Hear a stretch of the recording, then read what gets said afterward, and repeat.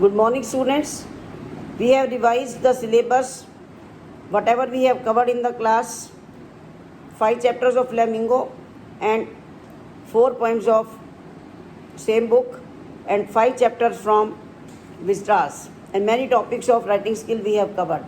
Today I am going to start poem number 6, Aunt Jennifer's Tiger by Adrienne Rich. Very interesting, very important poem. It comprises of 12 lines only. Aunt Jennifer's Tigers is a poem by Adrienne Rich illustrating her feminist concern. In the male-dominant world, a woman of her time was only supposed to be a dutiful homemaker.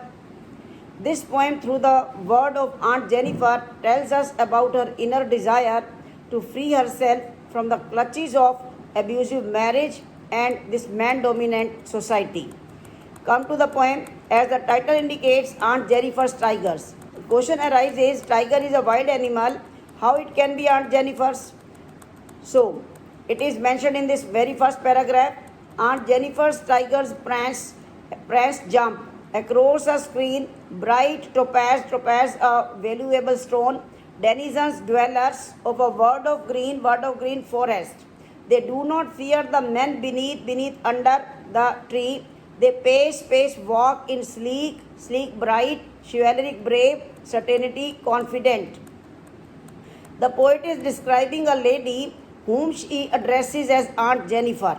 She says that Aunt Jennifer is doing embroidery on a piece of cloth which could be a tablecloth or a wall hanging. She has designed it with beautiful tigers which are running fearlessly in the green forest. She has described their beauty by comparing them with a precious yellow stone known as topaz. She says that they appear bright yellow in the green background of the forest. They are fearless and they are not affected by the presence of men. Here we can sense the contrast of behavior between the tigers and Aunt.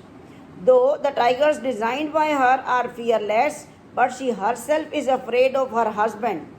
Further, the poet says that the tigers are proud and fearless citizens of the forest. They are very shiny and elegant. They are known for their confidence and bravery. Come to stanza 2. Aunt Jennifer's fingers fluttering, alliteration, FF. Through her wool, fine even the ivory needle, hard to pull.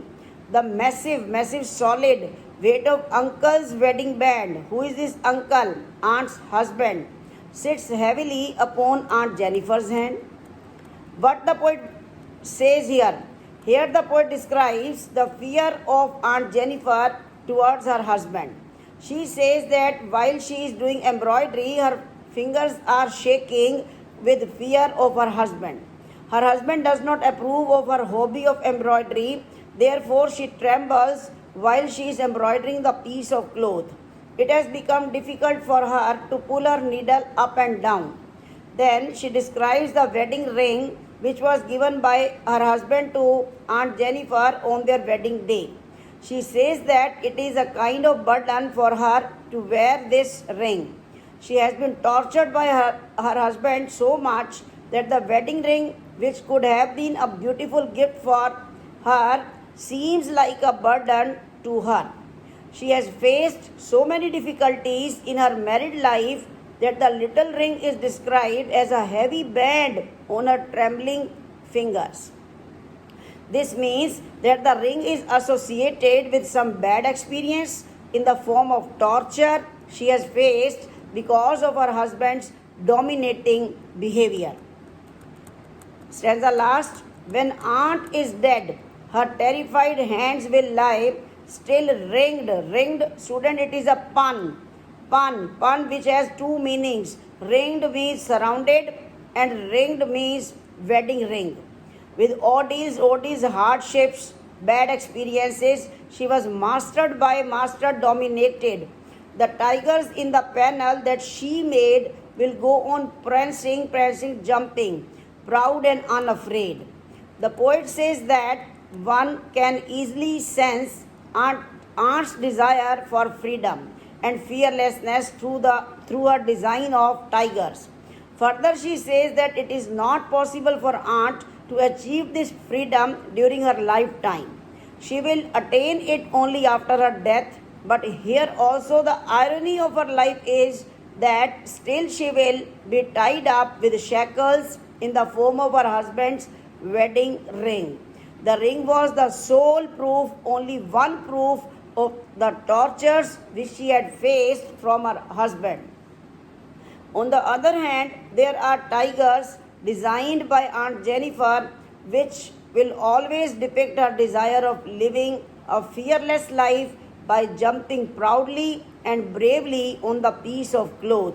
She also wants to mention that these tigers, whom she compares, whom she symbolizes for the male members of the society, that these male members are brought to this world by the women only, but the same men dominate this weaker sex of society.